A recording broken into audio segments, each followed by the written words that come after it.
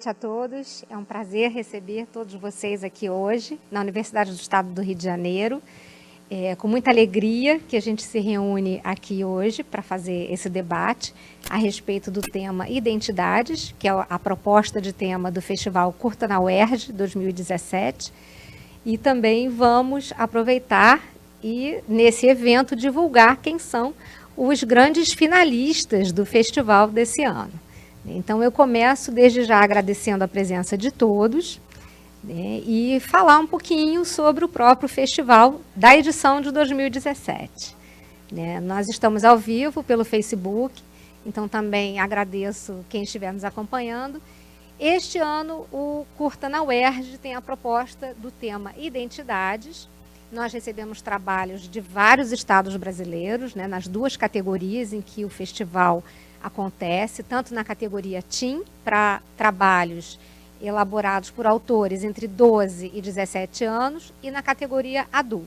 Né. Recebemos diversos trabalhos, diversas contribuições, de norte a sul do país. Foi muito gratificante receber toda essa produção audiovisual riquíssima, sobre um tema bastante complexo, né, um tema desafiador, e esse é a forma também que a própria universidade encontra para resistir, né? É através da nossa produção, da nossa capacidade de estimular pensamento crítico, de estimular abordagens sobre o mundo onde a gente vive, né? Esse é o papel da universidade, e nós do Centro de Tecnologia Educacional entendemos que a nossa contribuição por meio da produção audiovisual vai também nesse sentido, né? Estamos aqui abertos ao pensamento crítico, ao estímulo, à reflexão, e convidamos todas as pessoas do Festival Curta na UERJ a fazer isso por meio da sua produção, por meio dos seus trabalhos, dos seus vídeos enviados. E isso também, como vinculados à Subreitoria de Extensão e Cultura que somos, também reforça, né, a nossa atuação, o nosso papel, abrindo a universidade à participação da sociedade, fomentando esse diálogo que a gente quer sempre cada vez mais forte. Né? Mais do que nunca, esse é o momento da universidade falar para a universidade, para a sociedade, e mostrar que está viva. Né? Apesar de toda a crise, de todos os problemas, estamos aqui muito vivos, muito atuantes e querendo cada vez mais afirmar a necessidade de um lugar como esse, né? A importância da universidade.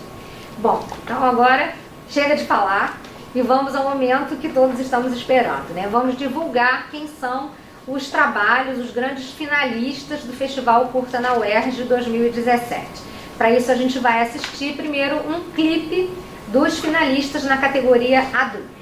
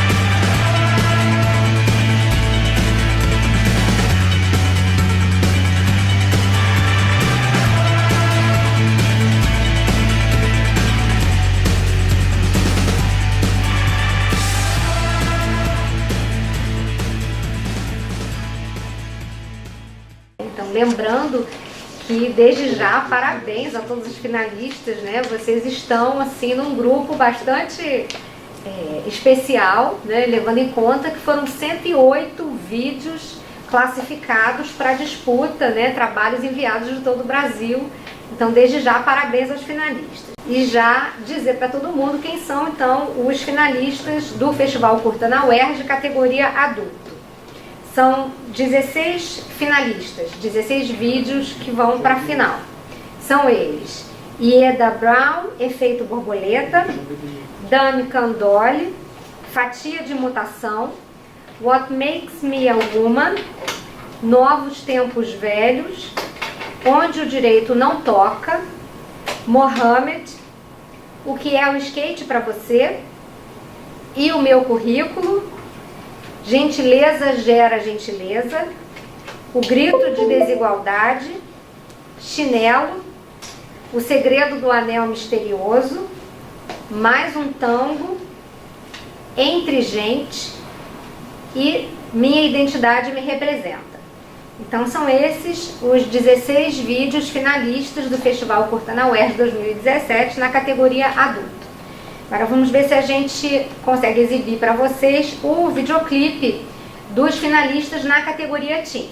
Vamos ver se a gente tem mais sorte aqui com o Teen.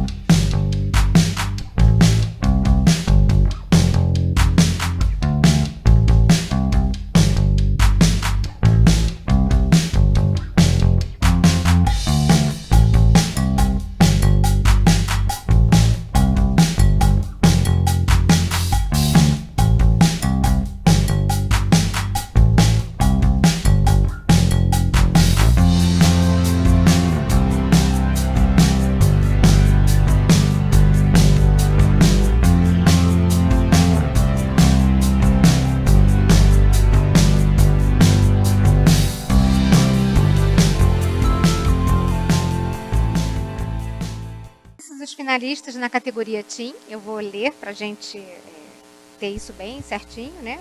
Principalmente para quem nos assiste.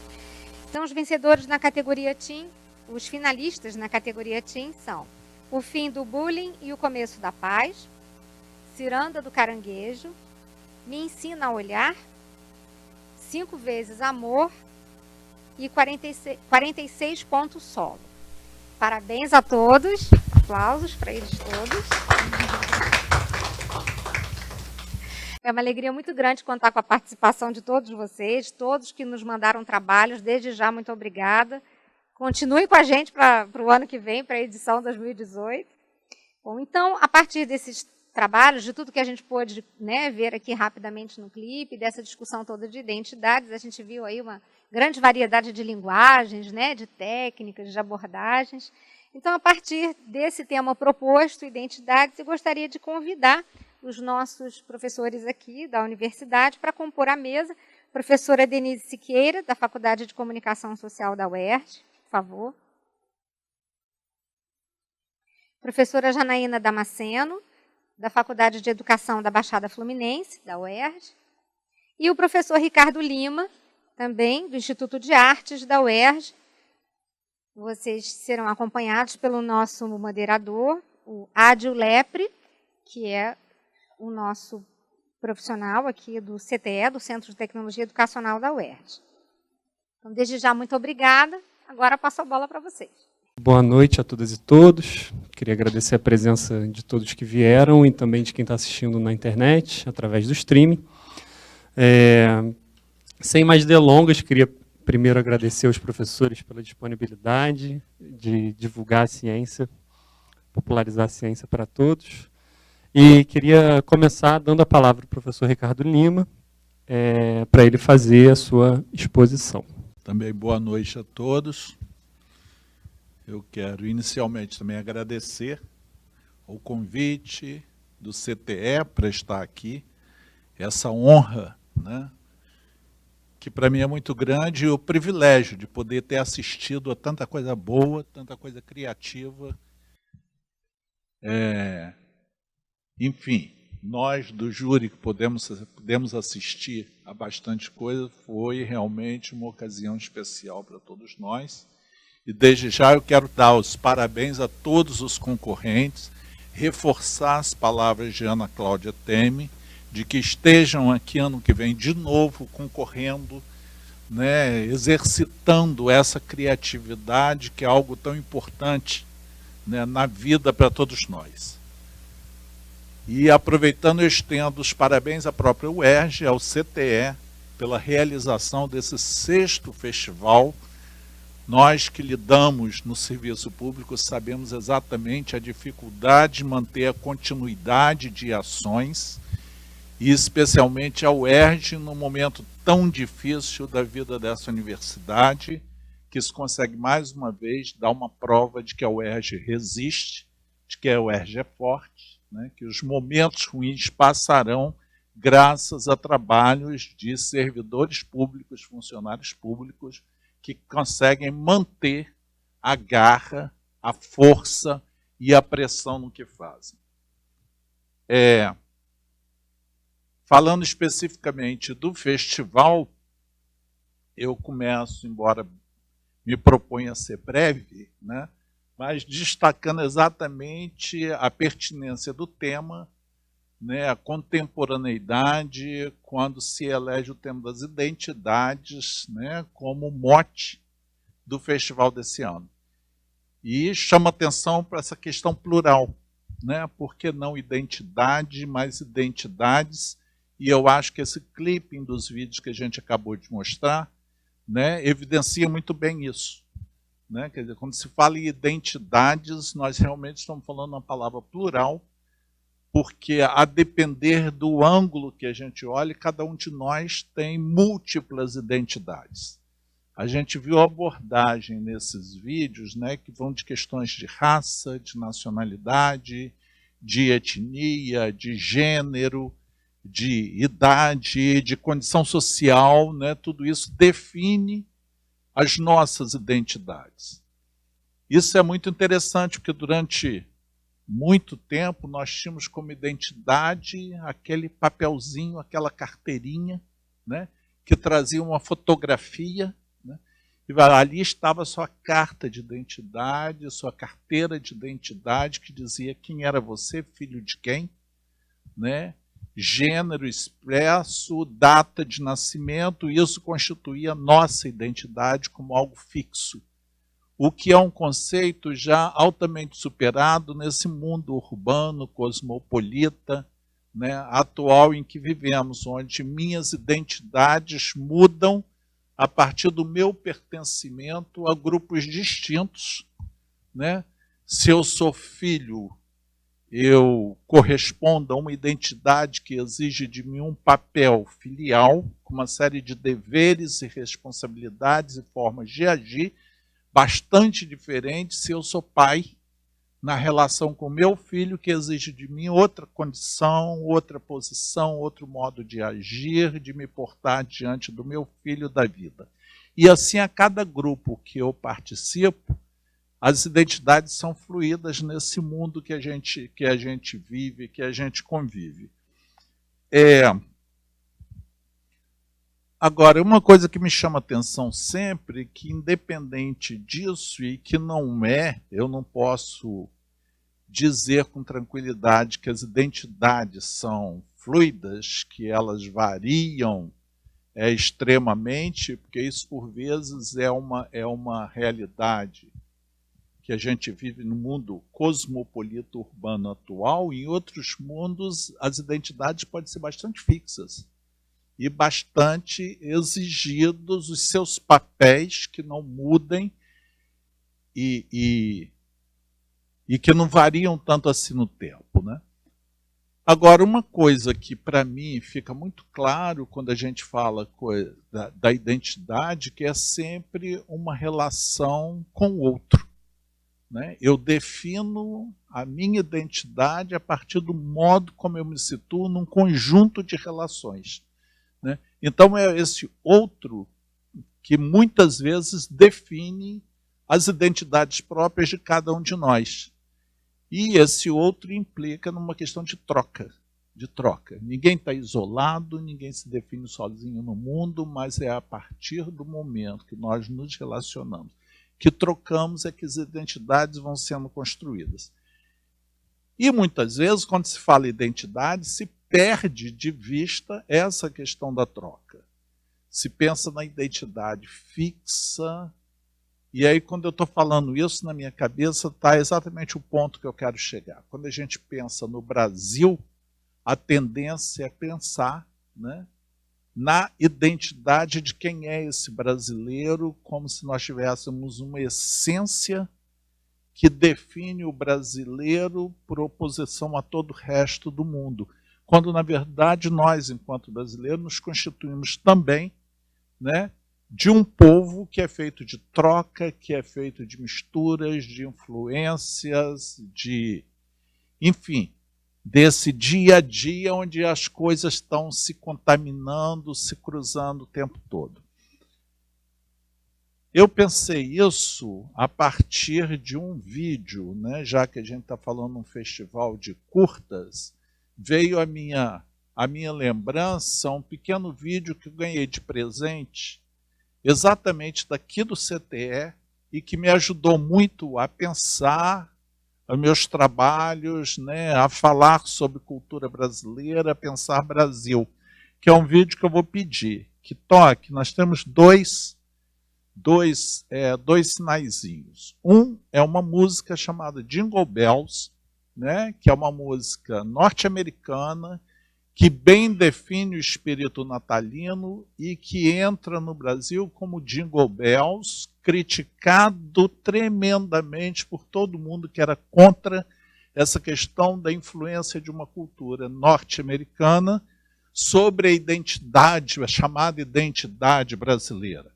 Enfim, o Brasil estaria perdendo sua essência, sua identidade, porque se deixava contaminar por uma outra cultura que era os Estados Unidos.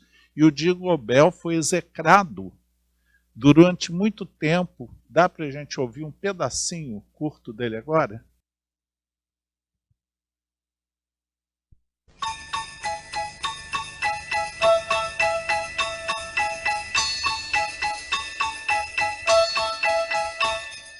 Dashing through the snow in a one-horse open sleigh, o'er the fields we go, laughing all the way. The bells on bobtail ring, they make our spirits bright. What fun it is to ride and sing a sleighing song tonight. Jingle bells, jingle all the way. Oh, what fun it is to ride in a one-horse open sleigh. Só para a gente lembrar do que estamos falando. Essa música, quando entra no Brasil, foi extremamente criticada por estarmos importando uma cultura que não tivesse nada a ver conosco, né? Só que tem um autor chamado Oswald de Andrade, que exerceu um grande importância na análise do que é Brasil, um modernista, e ele falou, criou um termo, né, e usava, que era da antropofagia. Aquilo que a gente engole, nós brasileiros teríamos essa capacidade de pôr para fora transformado. E essa música sofreu isso, né? E aí eu peço então que passe esse clipe em curto, né, mostrando o que a gente transformou o Jingle Bells, né?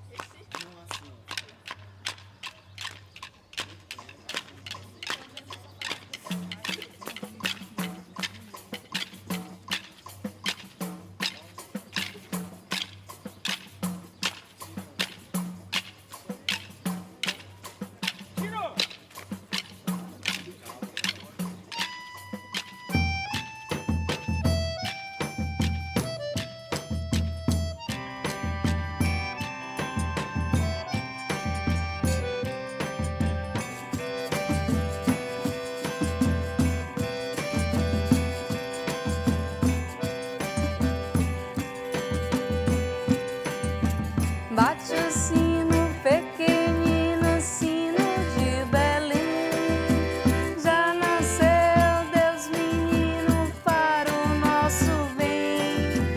Paz na terra, bate o sino, vamos festejar.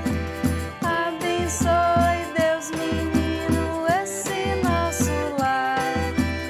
Hoje a noite é bela, flores na janela, juntos eu e ela, felizes a cantar, ao soar o sino, sino pequenino, vem o Deus menino nos abençoar. Bate o sino pequenino, sino de Belém. Já nasceu Deus menino para o nosso bem. Paz na terra, bate o sino, vamos festejar. Abençoe Deus menino esse nosso lar. Hoje a noite é bela, flores na janela, juntos eu e ela, felizes a cantar, a soar o sino pequenino, vem o Deus menino nos abençoar.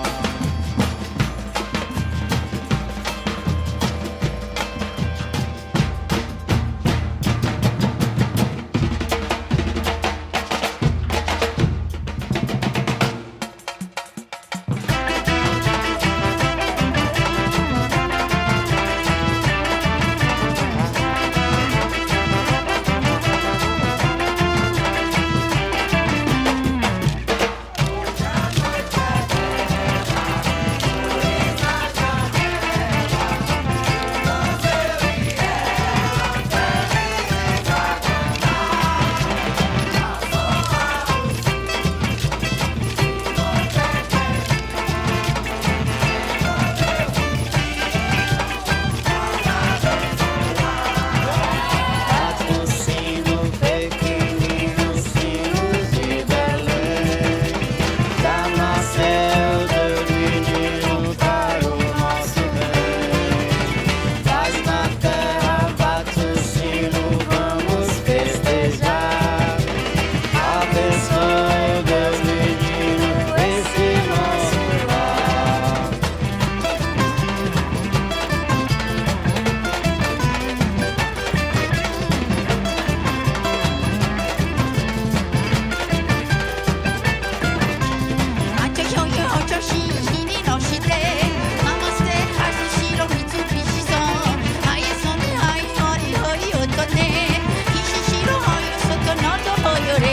Bate o sino pequenino, sino de Belém.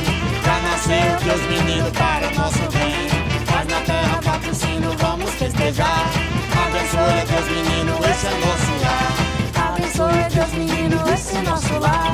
Abençoe Deus menino, esse nosso lar.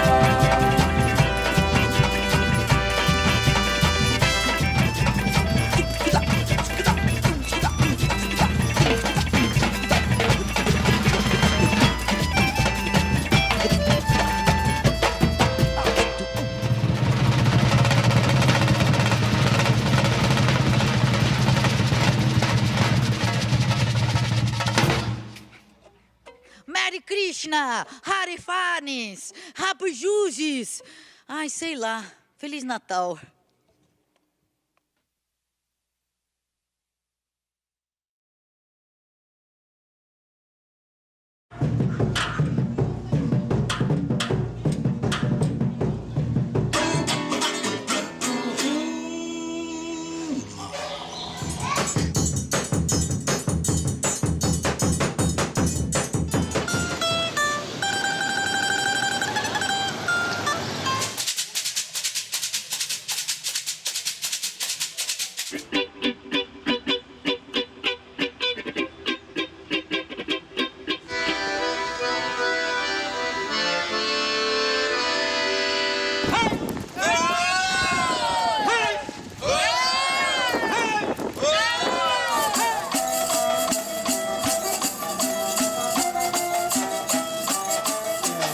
Abençoe ao Deus menino esse nosso lar.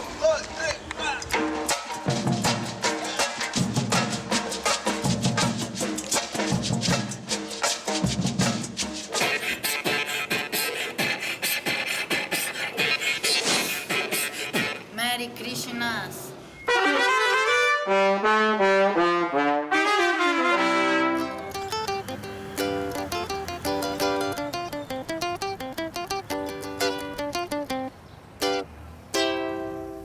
Eu trouxe esse vídeo com uma ideia justamente para a gente pensar como a diversidade se faz, como a identidade se faz também a partir da diversidade. Né? São vários ritmos, várias cores, né? Tratando de um tema único, que é o Jingle Bells, e, no entanto, nos dá a dimensão do que é ser brasileiro nesse país. Quer dizer, é esse conjunto de sotaques, de cores, etc., que forma esse ser único, capaz de transformar a realidade, de mudanças, etc. Eu trouxe isso de contribuição para a gente conversar um pouco sobre as identidades e, mais uma vez, dar os parabéns ao CTE, né, pela iniciativa, por esse momento de garra, de resistência, né, de uma UERJ que se mantém viva e pulsante.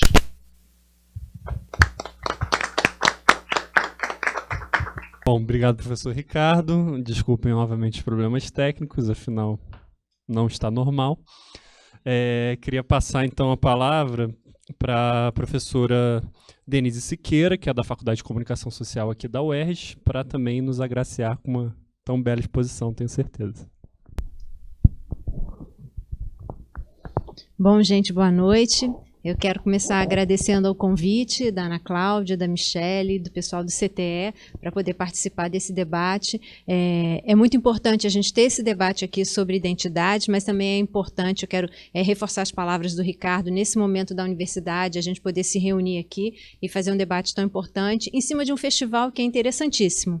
Então, é bom a universidade poder também, dentro das suas atividades de extensão, estar ocupando um espaço em cima do audiovisual e dando espaço para a gente poder ver, assistir produções tão interessantes, tão ricas, tão diferentes, né, com temáticas tão expressivas, significativas e todas em cima de um tema muito rico que foi escolhido para esse ano, o tema da identidade. Né?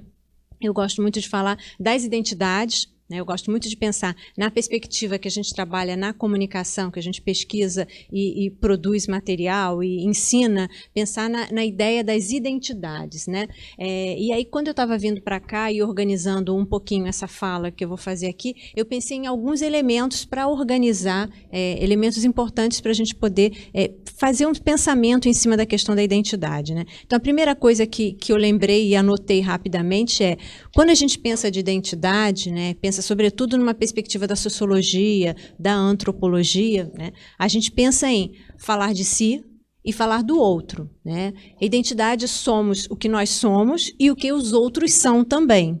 Né? Então, a identidade é esse espaço riquíssimo para a gente pensar a interação. Né? E aí me interessa especialmente, já sendo eu uma profissional e também uma pesquisadora do campo da comunicação. né? Quer dizer, a interação social, a interação mediatizada que se dá por meio dos meios de comunicação de massa, né, que se dá pelos equipamentos eletrônicos, né, os nossos celulares, né, que nos acompanham, marcam o nosso tempo na apresentação, mas nos acompanham em tantos espaços, né, essa forma de relação social, esse espaço que é o da interação, é muito rico para a gente pensar uma série de coisas, né? E o que a identidade tem a ver com isso, né? A identidade é, ao mesmo tempo, um espaço que vai nos identificar, mas também um espaço que vai nos distinguir, né? Então, a identidade vai nos permitir pensar os espaços aos quais nós pertencemos, os grupos sociais aos quais nós pertencemos, com quem nós gostamos de estar junto e com quem nós não gostamos de estar junto, nós nos sentimos diferentes, nós montamos uma separação, né? Então, as relações sociais, as relações de comunicação, elas se dão sempre nessa separação, né? De quem eu sou e quem são vocês outros, né? Quem nós somos, nós no nosso grupo, e quem são essas outras pessoas, né? Isso é muito rico, né? É interessante que haja essa possibilidade de nós pensarmos o nós e pensarmos os outros, né? A questão não é, isso não é ruim, isso não é mal. A questão é como nós pensamos essa fronteira e o que nós fazemos com essas fronteiras, né? Então, houve um período, né, que nós chamamos a Idade Moderna, né, a modernidade, em que era, de uma certa forma, até confortável pensar na identidade como uma coisa una, racional, imutável, né? Você é isso, você é camponês, você é operário, você é nobre, você é do clero, você é mulher. E aquilo, a cada uma dessas categorias, havia uma série de elementos, né, de comportamentos, né, que diziam respeito.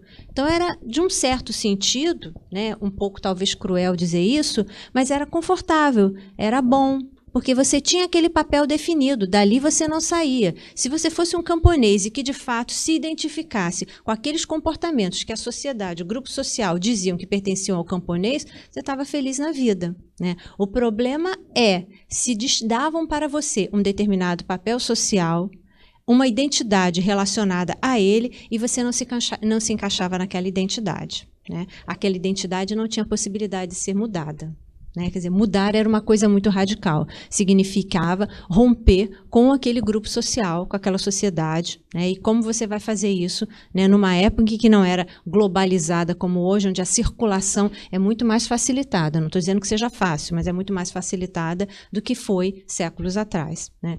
Então, em algum momento, na segunda metade do século XX, né, começa a haver uma série de modificações na sociedade, uma série de modificações no pensamento, né? Alguns autores vão chamar isso de pós-modernidade, outros de modernidade tardia, de hipermodernidade, mas o fato é que, em algum momento na segunda metade do século XX, meios tecnológicos, facilitação em termos de transporte e de comércio, possibilitaram que começassem a acontecer uma série de mudanças sociais e culturais que implicariam esmaecimento das fronteiras, né? Se começa a identificar que a identidade não é mais aquela antiga que você cabia numa pessoa só, né? Você vai ser metalúrgico a vida inteira, você vai ser militar a vida inteira, você vai ocupar uma determinada profissão a vida inteira. Isso começa a modificar, né, a se modificar. E as pessoas têm que se adaptar a isso também, né?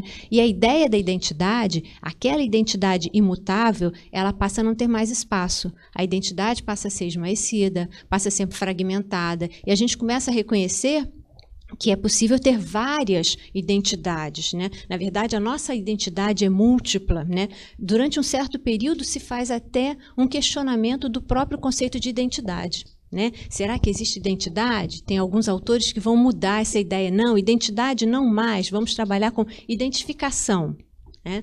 Mas é interessante a gente pensar que hoje, a gente já século XXI, né, a gente continua trabalhando com a ideia de identidade, continua sendo importante, né? Nos estudos na área de comunicação, a gente ainda trabalha com identidade, né? A questão é como a gente trabalha com ela, como a gente entende, né? Com elas, né? É importante a gente pensar o elas. E a gente começa a entender que nós, na verdade, hoje, temos vários papéis sociais, Sempre tivemos, as pessoas sempre tiveram, mas não necessariamente identificávamos isso, entendíamos isso como uma única, como vários papéis sociais. Hoje a gente entende, né, que a gente ocupa papel de profissional, papel de familiar, papel na comunidade, papel no prédio, na vila onde a gente mora, e aí papel religioso, papel político. A gente tem uma série de papéis que contribuem para a formação da nossa identidade, do que a gente é. A gente não é só uma determinada coisa. Não somos só professores, só estudantes, só pesquisadores, só pessoas que produzem vídeos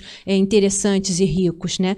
Podemos ser tudo isso, ou ser algumas dessas coisas e ser outras ainda, né? Podemos, fora da universidade, ser artistas também, ser ativistas por alguma determinada causa, né? Isso tudo vai nos compor, vai ajudar a gente a pensar as nossas identidades, né? Há alguns autores contemporâneos que trabalham com as ideias da identidade ou das identidades efêmeras, né? Então, em determinado momento de uma grande efervescência social, podemos trabalhar em prol de uma determinada causa com, de fato, um entendimento emocional muito forte, verdadeiro. Mas aquilo pode ser passageiro, né? Como no período das eleições, né? Campanha eleitoral. As pessoas torcem ali pela determinado candidato, né? Quando tem essa preocupação política, né? Quando se envolvem, mas algumas pessoas vão se envolver emocionalmente. E passada a eleição, pessoas podem até esquecer em quem elas votaram, né? Quem foi aquele candidato daquele momento, né? Isso acontece no período em manifestações esportivas, em festivais de rock, né? A gente torce determinado no boi bumbá, né? No garantido e no caprichoso, a gente torce por um e de repente passou aquela efervescência, a gente sai daquele momento e vai viver o resto da vida cotidiana, né? Então, tudo isso ajuda a gente a pensar que identidade hoje, né, num mundo em que a gente tem redes sociais tão ativas, redes sociais eletrônicas, digitais, como Facebook, né, Twitter, Instagram e várias outras, né, onde a gente tem identidades que são efêmeras, que circulam, mas que são importantes também, né? A gente não pode dizer que hoje, porque a identidade é múltipla, porque a identidade é efêmera, ela é menos importante do que aquela no período da Idade Moderna, né? Essas identidades todas, esses fragmentos de identidade que tornam a identidade contemporânea mais complexa, né? Elas são importantes de serem considerados também, né? E aí eu estava falando das redes sociais. As redes sociais são um espaço interessante para se pensar identidades também, porque lá se constroem também identidades que não necessariamente correspondem ao que está fora da rede social, né? Então, aquela ideia de felicidade do Facebook, todo mundo está num momento bom, todo mundo está sempre festejando, todo mundo está em férias permanentes no Facebook, né? E a gente sabe que a vida da gente não é assim o tempo todo, né? Em alguns momentos mas os outros momentos não são assim. As pessoas editam, né? Um conceito do jornalismo, mas as pessoas editam o que elas querem colocar na rede social. Isso faz parte também da identidade, né? A gente não pode dizer que é falso, mas é um espaço daquela identidade, não é identidade total. Então, essas identidades pós-modernas, elas são mutantes, elas estão em processo. Essa é uma palavra boa para a gente pensar em identidade, né? Aliás, é boa para pensar a cultura na contemporaneidade. Processo, né? Está em processo. Identidade não é hoje. A identidade está hoje, né? Porque a gente está mudando e tem o conhecimento disso, né? Então, assim como eu falei, aquela identidade na modernidade era uma identidade, em certo sentido, mais confortável, porque se você se encaixava nela, isso era fácil, né? Não levava a muita discussão. Hoje, na contemporaneidade, a dificuldade é muito maior, né? Você tem que reconhecer essa mudança constante, né? E às vezes essa mudança é tão acelerada, né, que nós não acompanhamos, né? Acontece tecnologicamente, né, a mudança no celular, a mudança no computador, a mudança nos equipamentos que nos filmam e que serviram para fazer os audiovisuais, né? É tão acelerada, eles entram em obsolescência tão rapidamente que a gente não tem como acompanhar tudo isso, né? Talvez não seja tão necessário acompanhar, né? Eu vou me contradizer aqui, mas é complexo, né? Você perceber que alguma coisa está caminhando muito mais rápido do que você pode acompanhar, né? O software se atualizou e você não aprendeu ainda a usar a versão anterior e já tem uma versão mais nova. né? Então, essa identidade contemporânea é fragmentada, é complexa e exige de nós um esforço e uma flexibilidade, né? Então, os vídeos que nós assistimos aqui, pequenos fragmentos deles, mas outros eu pude assistir, vocês podem assistir, estão disponíveis no Facebook, né? Eles são interessantes porque eles trazem justamente essa multiplicidade, né? Essa possibilidade de diversidade, né? Diversidade sexual, diversidade de gênero, diversidade de pensamento, diversidade política, religiosa. E com isso, com a ideia de diversidade, vem uma outra ideia que é fundamental, que é a questão da tolerância, né? Nós temos diversidades, nós somos diversos, somos diferentes. Que bom que somos assim, né? Seria muito pouco rico, pouco interessante para pensar e para viver se fosse, né? Mas identidade diferente implica uma aceitação do outro, né? Aí eu volto àquela minha primeira fala, quando eu disse que identidade implica pensar eu, nós e os outros, vocês os outros, né? O espanhol é bom porque ele fala de nosotros, né? Nós outros, né? E vosotros, vocês, né? Então é interessante pensar nisso. A gente volta a esse pensamento porque identidade é pensar nós, vocês, mas e nós juntos, né? E convivendo com as nossas diferenças. E que bom e que rico que é poder viver nessas diferenças. Tá? Então, eu gostei muito de poder assistir os vídeos, né? Achei a seleção para os finalistas foi muito rica, interessante e rica especialmente porque possibilita a gente entender um pouco dessa diferença. O audiovisual é muito bom para pensar isso, porque o audiovisual ele resume muito rapidamente, né? Resume em poucos minutos, em menos de 10 minutos, muitos elementos, muitas histórias, né? E resumindo isso, está mostrando muitas identidades diferentes. Então, o próprio conjunto dos finalistas que a gente tem para esse festival mostra identidades diferentes, mostra essa diversidade, essa multiplicidade dessas identidades contemporâneas com as quais a gente convive. Tá? Muito obrigada pela participação.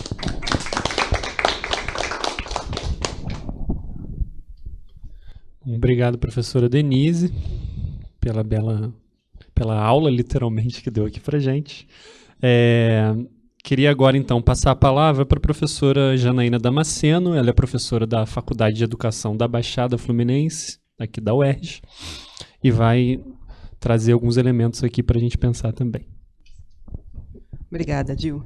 Bom, boa noite a todos. Gostaria inicialmente de agradecê-los pelo convite para compor essa mesa. Agradeço a toda a equipe do Centro de Tecnologia Educacional, a Cássia, que foi quem indicou meu nome, ao Félix, a Michele, a Dil, que está aqui na mesa, e a Ana Cláudia, muito obrigada. Bem, eu vou dividir com vocês algumas reflexões sobre um trabalho que eu tenho. Eu sou da Faculdade de Educação da Baixada Fluminense, em Duque de Caxias. É um campus externo ao UERJ Maracanã. Para quem está de fora assistindo a gente, eu vou explicar um pouco. E esse trabalho se chama Memórias Afetivas da Baixada Fluminense, Identidade, Representação e Fotografia. Eu vou intercalar isso um pouco com o que os outros colegas já falaram, mas também porque eu acho que a mídia não sou eu que falo, né? A mídia é um dos principais veículos, não é? Talvez o principal meio de construção, não é? Das identidades, dos significados sobre diversas identidades. Ela ajuda também a construir um conhecimento sobre o outro. Não é? A mídia tem esse papel, ela ajuda a gente a construir conhecimento sobre o outro. Só que, em grande parte, o que a gente tem da mídia, e principalmente da mídia hegemônica, é um conhecimento estereotipado acerca do outro, não é? E acerca das várias identidades que a gente tem. Então, quando a gente vê um festival como esse, Ana, eu acho isso riquíssimo, quer dizer, só de ver o clipe, né, os clipes que a gente viu agora, a gente consegue notar, quer dizer, uma discussão de gênero, sexualidade, imigração, acessibilidade, direito à cidade, questões negras, desigualdade, bullying, territorialidade, muitos filmes de animação que eu achei incrível isso também. E isso mostra para a gente que há pessoas, e principalmente o que eu acho incrível, há jovens e crianças, pensando que podem disputar com os meios hegemônicos, não é? A possibilidade de construir uma narrativa sobre si. Então, um festival como esse é extremamente importante nesse sentido, de que a gente tem uma mídia hegemônica que está dizendo ali onde você deve se encaixar no mundo e muitas vezes de uma maneira muito restrita, porque vai usar do estereótipo para fazer isso. E a gente tem, nessa micropolítica, não é, cotidiana, gente que está tentando, não é, construir uma contranarrativa, não é, uma narrativa anti-hegemônica sobre a sua existência no mundo. Então, isso é alguma coisa extremamente poderosa. Principalmente quando a gente vê crianças e jovens trabalhando nisso. E aí eu fiquei pensando, você disse que às vezes houve uma certa dificuldade, né, das crianças, dos jovens pensarem na questão das identidades, e eu acho que isso talvez tenha uma explicação, porque também é um momento em que há essa disputa interna sobre identidade é muito forte, não é? Talvez isso devesse fazer com que as pessoas enviassem mais vídeos sobre identidade, mas eu acho que para a infância e para a juventude, acho que isso fica um pouco mais difícil lidar com alguns fantasmas assim, nessa construção da identidade, que não é um processo fácil. Então, o que eu gostaria de conversar com vocês sobre hoje é exatamente sobre essa questão da possibilidade de a gente pensar identidade, representação e fotografia, né? No meu caso, é com que eu venho trabalhando mais de perto nos últimos anos. Eu sou antropóloga e meus últimos trabalhos têm a ver com a formação de arquivos visuais sobre as lutas negras nos Estados Unidos, na África do Sul e no Brasil. Eu fui para a África do Sul, fiquei um tempo lá fazendo pesquisando principalmente os fotógrafos sul-africanos negros que tinham, né, um trabalho diário de narrar o que era o apartheid. Estou indo para os Estados Unidos no ano que vem para continuar esse trabalho, né, numa universidade americana, e no Brasil também tenho acompanhado isso, como é que os grupos negros, né, como o movimento negro, constrói uma narrativa imagética através da fotografia e de arquivos visuais e audiovisuais também, como eles constroem uma narrativa acerca da luta negra no Brasil, da luta contra o racismo. No meio disso, o que acontece é que eu passei no concurso na UERJ, vim para cá, e fui trabalhar na Baixada Fluminense, que era um lugar que eu ainda não conhecia. O que eu conhecia da Baixada era justamente um discurso sobre a Baixada. E esse discurso sobre a Baixada normalmente é ligado à questão da violência, da marginalidade, da distância, de um não lugar, um discurso sobre morte, né, muito forte, né? Então, quando eu fui para a Baixada, alguns amigos diziam assim, mas você tem coragem, você vai para lá, é um lugar difícil, Duque de Caxias é um lugar violento, tem milícia, tem tráfico, tem o que tem em todo o Rio de Janeiro, basicamente. Mas eu acho que quando a gente fala em Baixada, a gente tem um certo estereótipo e um certo preconceito em relação à Baixada Fluminense. Então, o trabalho que eu desenvolvi com os meus alunos e venho desenvolvendo é no sentido de a gente pensar como a gente acessa e constrói também um repertório de imagens que tentem entrar nessa disputa, ainda que de uma maneira subalterna, porque a gente não tem o mesmo poder que as grandes mídias, não é, para dizer quem é o outro, porque as grandes mídias dizem isso, né? Quem é você? Ela tenta te convencer que você é determinado, é feito dessa maneira e dessa maneira. E o que a gente tem visto é que a gente pode se autodefinir, ou, como fala um filósofo africano chamado Akili Membe, se auto-inscrever de uma maneira muito diferente do que a grande mídia vem dizendo para a gente se reconhecer. Então, eu comecei esse trabalho com os meus alunos fazendo uma pesquisa básica no Google, dizendo assim, bom, vamos digitar Baixada Fluminense e Duque de Caxias em imagens no Google e ver quais são as imagens que vêm para a gente. Eu não vou mostrar as imagens, porque são imagens terríveis. Normalmente são imagens de morte, de violência e de lixo. Dependendo da cidade, Belford Roxo, Duque de Caxias, Nova Iguaçu, as principais imagens são imagens de assassinato contra mulheres, de violência física, ou imagens de lixo também, o que foi uma coisa que me deixou muito, muito assustada. E, a partir disso, o que a gente pensou é como a gente constrói um outro repertório, mostrando que não há só uma necropolítica, não é, na Baixada Fluminense, mas como há também vida dentro da Baixada. né?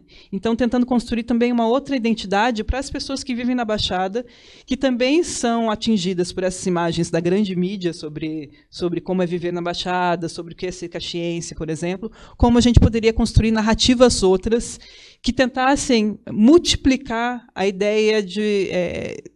implodir essa ideia estereotipada sobre o que é ser da Baixada Fluminense, mas também multiplicar as identidades da Baixada Fluminense, né? Mostrar como as pessoas que estão na Baixada são múltiplas, né? E como são afetadas também por uma série de intersecções, de identidades interseccionadas que a gente tem pouco acesso.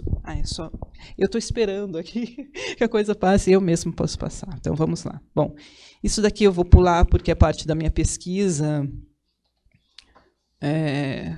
Aqui. Então, o que eu fiz foi pedir para os meus alunos que eles trouxessem as primeiras imagens que eles tinham, as primeiras fotografias que eles tivessem em casa sobre a família deles, não é? E, a partir dessas imagens, que eles contassem um pouco sobre a história de vida deles dentro da Baixada.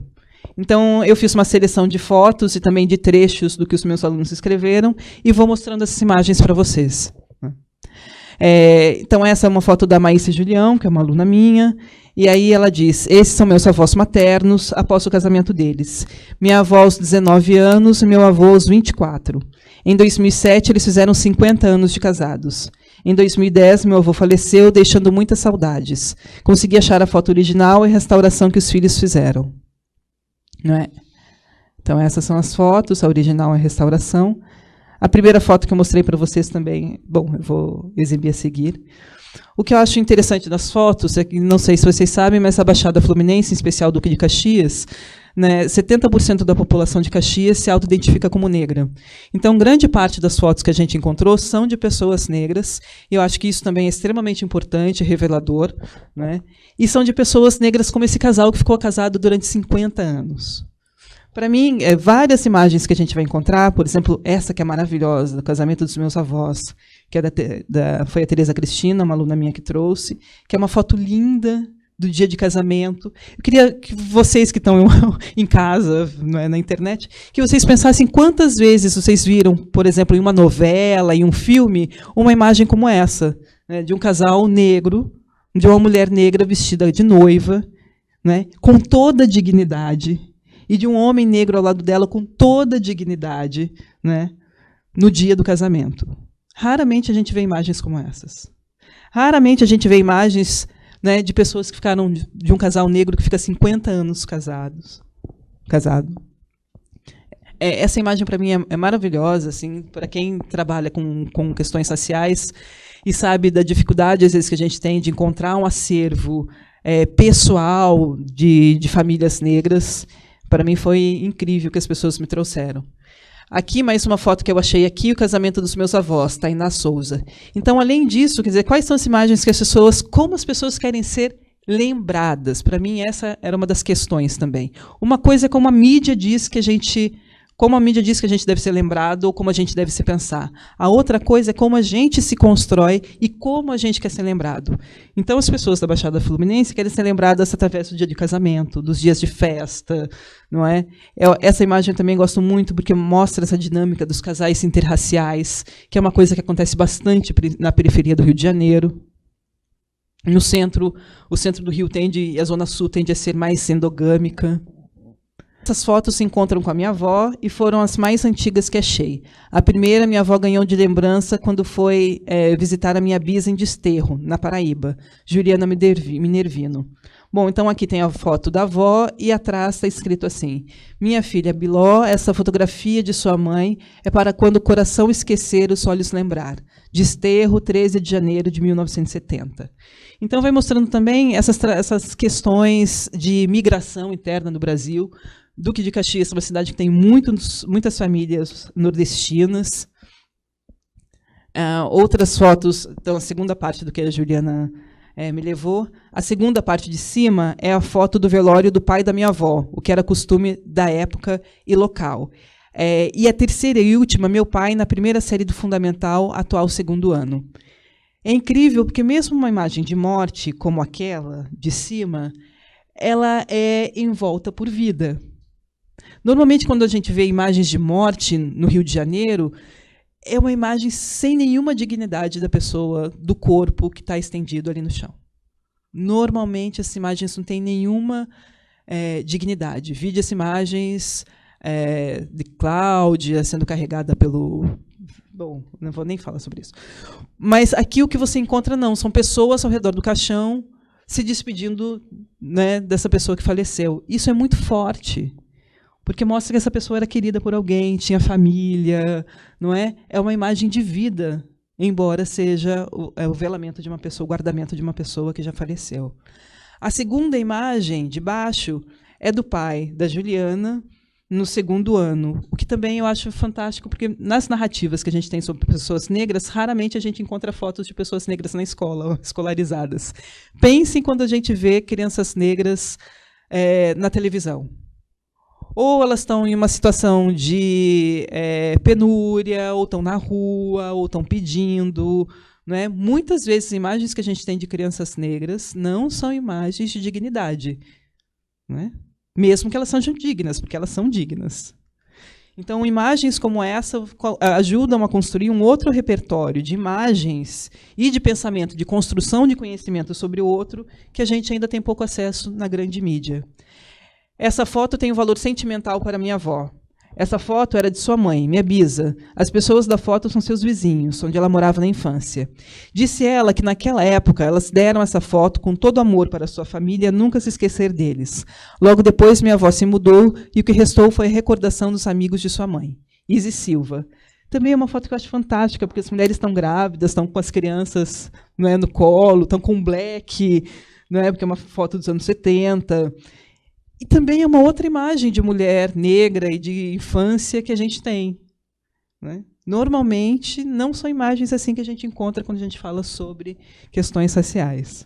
Eu sei que eu tenho pouco tempo, então eu vou passando rapidamente. Essa daqui eu também adoro. Minha avó materna, por volta de 1958, quando ganhou o concurso para a rainha do Clube Del Mare, no bairro de Santo Cristo, Larissa Martins. Essa é minha mãe com 18 anos. Tinha chegado há pouco tempo aqui no Rio de Janeiro. Ela veio do Nordeste. Essa foto tem 30 anos. Quando vi a roupa, pensei que era uniforme de trabalho. Mas ela disse que era a roupa da moda. Risos. Isabel Weitzel. Né? Parece o Orange is the New Black. Né, gente? Essa é minha mãe com 4 anos, pronta para o almoço de domingo. Letícia Belo. Aniversário de 2 anos da minha mãe, com minha bisavó segurando ela nos braços. Maria Clara Moreira. Essas fotos, eu gosto muito dessas fotos de aniversário. Vou mostrar outras para vocês. Meu avô direita com os amigos, Tatiane Pinheiro. Uma coisa que é incrível também é a gente pensar assim, a gente está falando de pessoas de classe média baixa, da Baixada Fluminense. E o que é incrível é que elas têm um acervo, ainda que mínimo, um acervo fotográfico. Tirar foto antigamente era muito caro.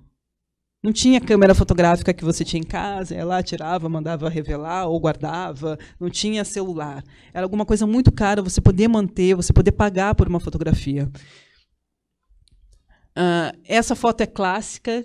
Quem é da periferia já teve um aniversário assim. Quem tem mais de 35 anos já teve um aniversário assim. Ou aqui é o casamento, não é nem aniversário. Meus pais no casamento deles. Minha mãe grávida do primeiro filho, Tatiane Pinheiro.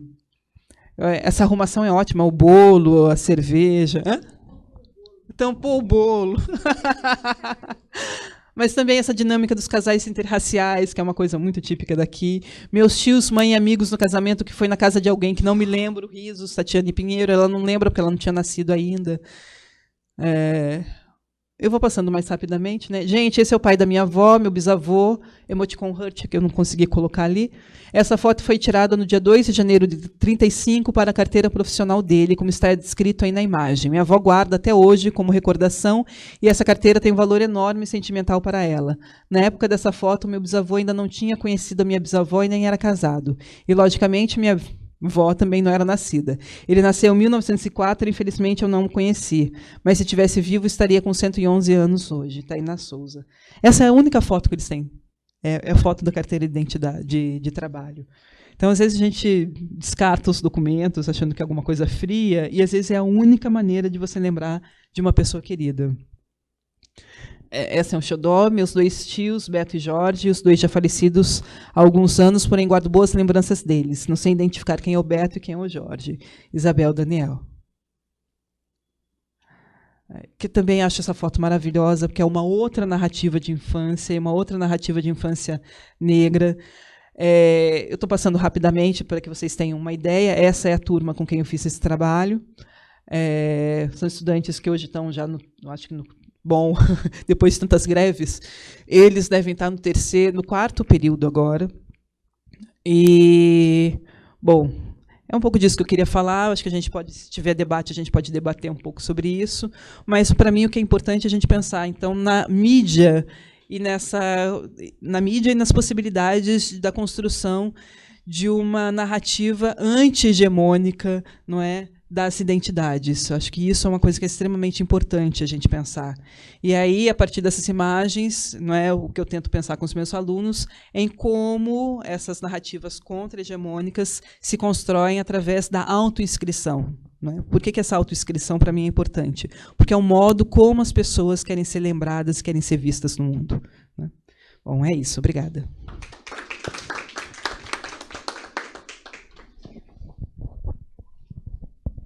Bom, obrigado, professora Janaína, pela belíssima exposição. Queria abrir, então, para o debate, para pegar algumas perguntas breves para a mesa. Aí, quem quiser, eu acho que a gente pode fazer mais informal, não precisa ter inscrição, né? Só aí pedir para vir aqui na frente falar por causa da transmissão. Aproveitando a fala da Janaína, né, ela ressaltou a questão das temáticas abordadas no vídeo. E eu queria trazer o dado de que a escolha do tema desse ano, identidade, foi uma resposta à edição do ano passado, que o nosso tema era o que transforma o mundo. E nós tivemos alguns vídeos, principalmente da categoria Teen, que tratavam a questão de gênero, né? E a gente viu que os adolescentes queriam falar sobre isso, e aí a gente acabou optando por não fechar na questão do gênero, mas falar de identidade. Só que, ao mesmo tempo em que esses grupos mostram interesse de falar desses assuntos, a gente está num momento muito complicado no campo da educação, de reforma do ensino médio, escola sem partido, censura a manifestações artísticas. E eu queria saber dos 3, né, qual alternativa para nós, do campo da educação, para conseguir manter esse debate, essas discussões, com os estudantes, principalmente, com os jovens, num momento em que nós estamos sendo muito acuados, né, pela grande mídia, por grupos conservadores de direita, como nós podemos fazer um movimento de resistência e de continuar trabalhando essa temática com os grupos mais jovens. Olha, Michele, eu não tenho resposta pronta para você. Eu acho que a sociedade brasileira encontra-se num momento, né, por um lado, de estarrecimento com coisas que acontecem, por outro lado, de susto, né, de como é que essas coisas estão acontecendo. Eu estou ouvindo nós todos falando de identidade aqui e, ao mesmo tempo, me passando na cabeça, quer dizer, a tensão que a gente vive hoje sobre questões de identidades, digamos, mais fluídas, identidades mais fixas. Ao mesmo tempo que tem um discurso todo de que somos plurais e que, portanto, mudamos, somos metamorfoses diárias nos nossos papéis sociais, etc.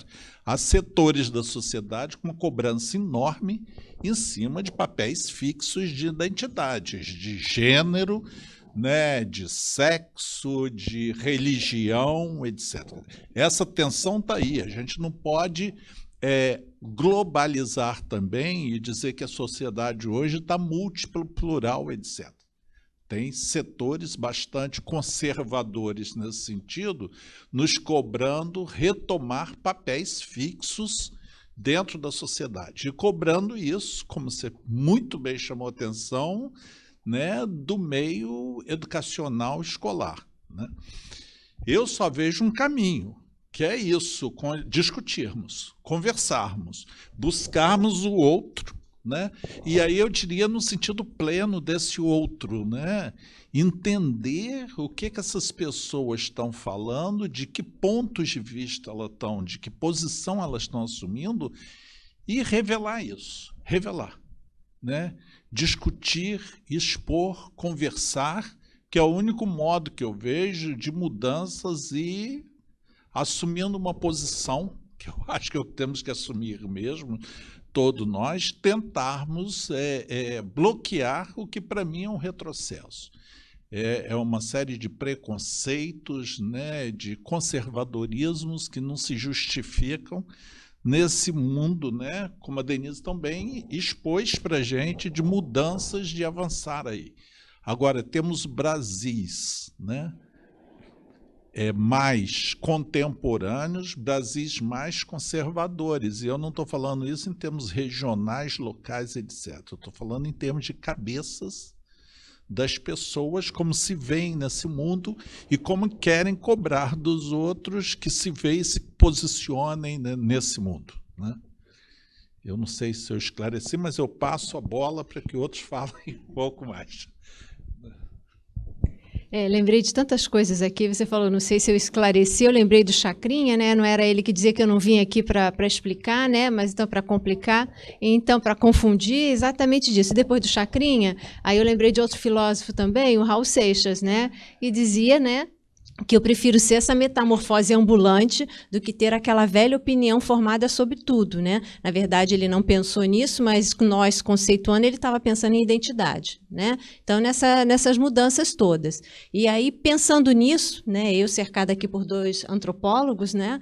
E aí o que me vem à cabeça é trabalho de campo, né? Então, a gente se aproximar dos outros, né? O que é o trabalho de campo? É quando você, na antropologia, vai estudar um determinado grupo social se juntando a eles, né? Você vai fazer a observação participante. Você vai se juntar para se colocar no papel dele e tentar entender essa alteridade, a diferença, né? Então, é isso. Então, se colocar no papel do outro, se aproximar para tentar entender por que nós somos diferentes, né? Tendo aquele espírito da tolerância, e a gente só alcança isso de 2 modos, né? No meu entendimento, né? É pela arte, é o contato da arte, e, fundamentalmente, é educação, né? Sem educação, né, a gente cai nessas retóricas, né, nessas ideologias que, na verdade, nos impedem de ver, né, de esclarecer, de entender as diferenças e conviver com a diferença, né? Então, essa tentativa de nos amarrar em determinadas identidades fixas, imutáveis, unas, né, sejam de gênero, de raça, de grupo social, de religião, né, de nos fazer, nos prender a determinados comportamentos sem buscar criticamente entender o que aquilo está gerando, sem um pensamento ético, né, isso é a ignorância. Né? A ignorância no sentido de não tentar entender, de não ter acesso. Então, só a educação salva, só.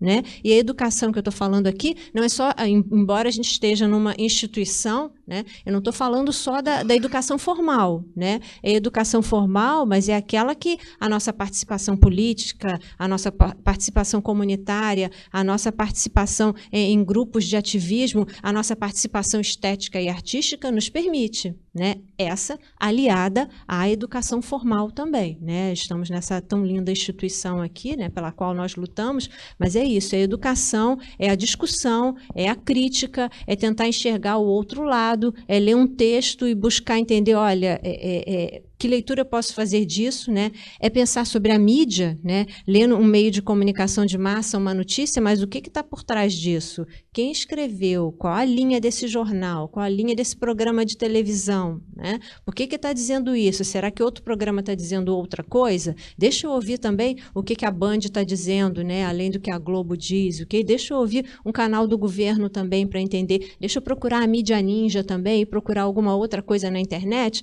para buscar me informar. E juntando essas informações, conversar com outras pessoas, né?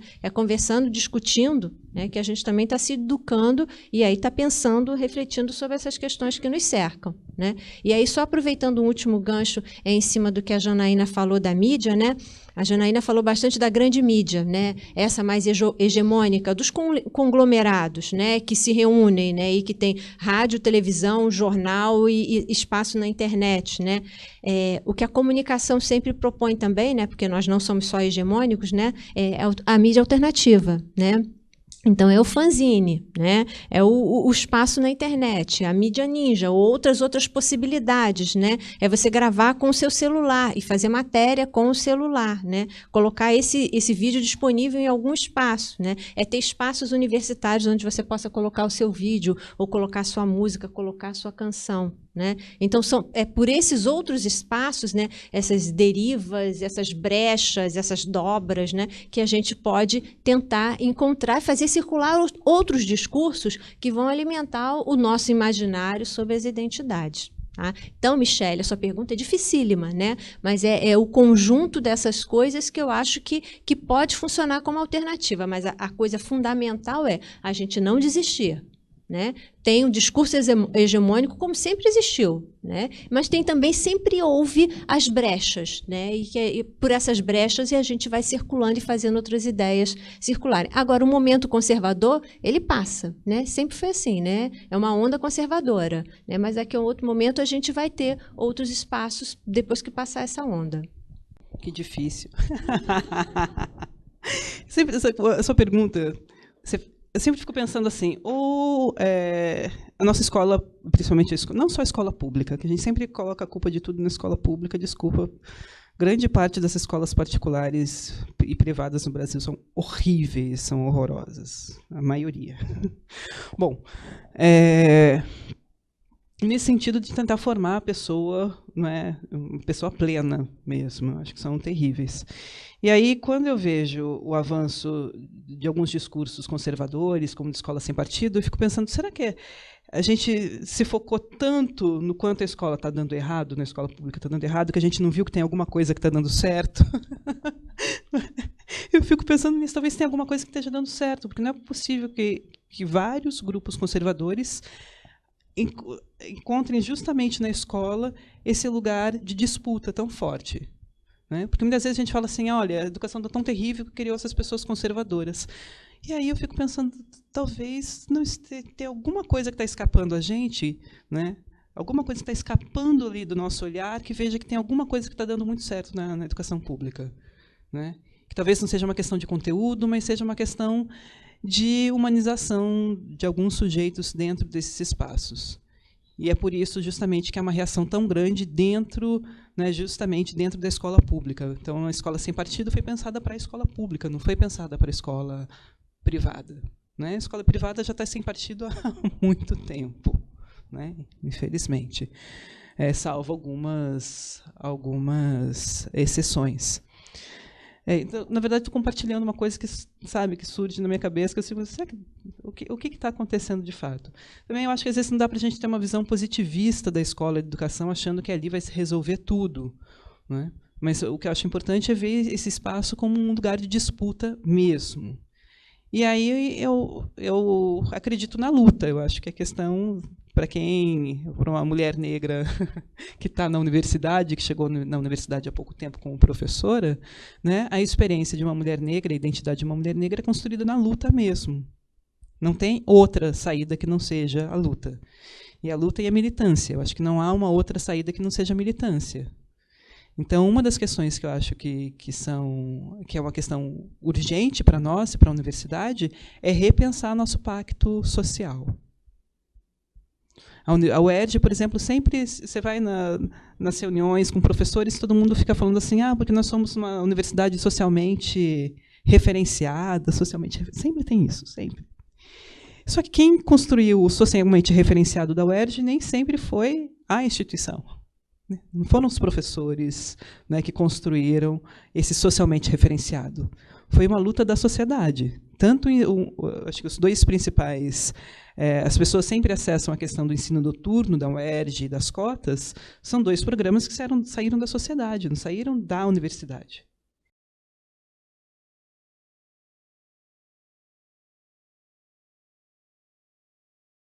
e pensar num projeto de pacto, né, social e de utilização da universidade que surja, né, desse conhecimento acumulado que nós temos na área de cultura, na área de comunicação, na área de educação. Porque a gente ainda não fez, a gente não parou para fazer esse trabalho, de fato. De fato. Então, se a gente abrir daqui, eu não sei, né? Mas se a gente abre as janelas daqui, a gente dá para a Mangueira. Né? Quando que a gente vai abrir essa universidade para os estudantes da Mangueira? Quando? Porque eu acho que, assim, em alguns lugares, na UERJ, a gente não deveria mais atuar com a questão do vestibular. A gente deveria radicalizar a noção de democracia e de quem precisa de universidade e abrir a universidade, por exemplo, para a Mangueira, para o Morro dos Macacos, né? Para toda a periferia que está aqui ao nosso redor, que nem é tão periférica. Eu sei que eu sou de São Paulo, então é difícil falar, tem uma diferença quando vocês falam em periferia, não é? Aqui, lá, não, é muito diferente. Eu ainda não consegui captar totalmente a questão do subúrbio, do centro, da periferia, mas eu acho que a gente tem que radicalizar a nossa noção, a noção desse pacto social que a gente tem com a sociedade fluminense. Então, pensando desse ponto de vista do lugar onde a gente está, nem pensando necessariamente da educação básica, pensando no lugar onde a gente está. Acho que uma das coisas que a gente teria que fazer é se propor seriamente a repactuar a universidade com a sociedade. E isso a gente ainda não fez. Obrigado pelas respostas. Tem mais alguma questão? Na verdade, assim, também, né, muito obrigada, adorei todas as intervenções e acho que um pouco do que a gente queria quando propôs o Curta na UERJ era que as pessoas fossem aos poucos construindo uma autonomia narrativa. Acho que o que a gente esperava era que um pouco dessa construção identitária viesse a partir do momento em que qualquer um de nós, um jovem, não importa, né, se apropriasse de uma tecnologia que hoje está muito fácil, né, está muito acessível, para olhar para fora de si, né, para refletir sobre o mundo, mas que também se voltasse para dentro e discutisse o que, né, de que forma eu me vejo. Né? E nesse ponto, eu acho que a edição desse ano trouxe para a gente vários retratos, né? Vários retratos e esse mosaico em busca dessas identidades. Então, acho que nesse ponto, sim, eu acho que na verdade não é bem uma pergunta, é mais um comentário. Eu acho que a gente consegue, de uma certa forma, com essas tecnologias e com essas construções narrativas mais autônomas, né, em que a gente, de um certo modo, dispensa a mediação, né, da mídia hegemônica, a gente consegue, aos poucos, começar a construir isso. Mas me preocupa muito que isso, na verdade, isso é uma gota no oceano, né, e que as estruturas de poder dificilmente serão, de fato, abaladas, né, enquanto o Brasil não conseguir pensar um pouco, refletir, desmontar as estruturas de poder midiático, por exemplo, né? Essa concentração que a gente tem, o mercado brasileiro de comunicação, né? É dos piores do mundo em termos de concentração, de propriedade cruzada, né? De oligopólio. Então, eu acho que a mídia alternativa, sim, é um caminho. Mas eu acho que é um caminho para poucos, né? Apesar de estar acessível a muitos, mas ela tem ainda um poder de fogo reduzido. E aí, talvez, sim, a escola consiga potencializar isso. Né? A partir do momento que a própria escola assimila essas tecnologias, assimila essa construção de narrativa no seu dia a dia e diz para um aluno, olha, faz aqui um trabalho de colégio com o seu celular. Porque aí também tem isso, né? Não demonizar. Né? O celular na escola é um item proibido, né? Mal visto. Quando, na verdade, eu acho que a gente devia entender que não adianta brigar com isso. Né? A escola tem que assimilar isso aí a seu favor. Porque hoje o jovem não vive mais sem essa caixinha aí que a gente tem em cima da mesa. nenhum de nós que dirá os jovens. Mas essas identidades hoje, elas me preocupam muito, porque também se a gente olha, né, para fora do Brasil, né, se a gente olha num espectro mundial, né, como vocês vieram abordando, esse recrudescimento, que nacionalismos são esses, né, que hoje a gente vê no mundo, essas fronteiras tão mais demarcadas, a circulação está muito facilitada, mas o quanto tem de xenofobia, né, o quanto tem de lidar com essa questão da imigração hoje, é uma questão impossível ignorar, né, no mundo de hoje, não dá mais. E aí os conflitos identitários voltam, né, a cada vez que a gente é confrontado com isso. Enfim, também não sei, acho que essa pergunta da Michele é maravilhosa, mas também acho que dificilmente alguém vai ter uma resposta, né? E também não é um processo, né, muito simples de fazer, mas acho que a gente tem que enfrentar sim. E essa discussão das cotas na universidade, de fato, o ensino noturno, não saberia dizer, mas a questão das cotas, ela de fato foi completamente de fora para dentro, né? E pelo contrário, a gente vivenciou na universidade momentos muito difíceis de aceitação da ideia, de aceitação da proposta, até porque a própria universidade foi muito deixada de fora do debate. A universidade nunca foi consultada sobre nada, né? Isso foi uma imposição do governo do Estado, com uma canetada, sem nenhum tipo de discussão com a comunidade. Então a UERJ foi pega de surpresa e teve que se recompor dentro disso aí e começar a debater, né, coisas que antes não faziam parte do nosso repertório de discussões acadêmicas. Então foi um desafio enorme, acho que ainda é hoje um desafio enorme, né, mais de 10 anos depois. Mas enfim, acho tudo isso muito difícil da gente encarar, mas eu acho que a gente tem que botar essa discussão na mesa. A gente não pode escamotear mais, né? A gente não pode mais se contentar com as respostas fáceis, porque elas não existem, né? Resposta fácil, na verdade, é só uma resposta insuficiente, né? Na verdade, ela não se tornou complexa porque a gente não analisou o bastante, né? Enfim, era só um comentário, porque estava tudo muito bom e eu queria comentar no geral. Mais alguma pergunta, gente? Mais alguma questão? Vocês querem comentar o comentário? Não? Ana, você quer fazer um encerramento? Pode? Uma coisa rápida. A gente está aqui super informal, né? Queria agradecer demais a participação de vocês, né? E a participação de quem até agora esteve com a gente, ou em algum momento esteve conosco aqui, por meio, inclusive, dessa chamada mídia alternativa, né, do Facebook. A gente não consegue também ficar fora, é um dos espaços que a gente quer ocupar, né? E o próprio CTE tem uma rádio universitária, uma TV universitária que funcionam na internet, né? E a gente pretende também, de alguma maneira, fornecer à universidade um canal ou canais para que também produza suas próprias narrativas, né? Que não vá a reboque dessas mídias hegemônicas, né? Mas que também consiga produzir suas próprias narrativas. Então, muito obrigada a todos, eu quero agradecer demais a participação de vocês, foi um momento muito rico para a gente, foi super bacana, e desde agora convidar a todos, né, para a cerimônia de premiação do Festival Curta na UERJ, que vai acontecer no dia 9 de novembro, às 15 horas, aqui na UERJ, no Auditório 91. E também convidar a todos para conhecer os trabalhos que participaram do Festival Curta na UERJ. Todos estarão no site curtanauerj.com.br. Então, está tudo lá para a gente poder apreciar um pouco mais dessa produção, né, e entender um pouco mais esse debate sobre identidades que os nossos concorrentes trouxeram. Então, muito obrigada. Obrigada a todos.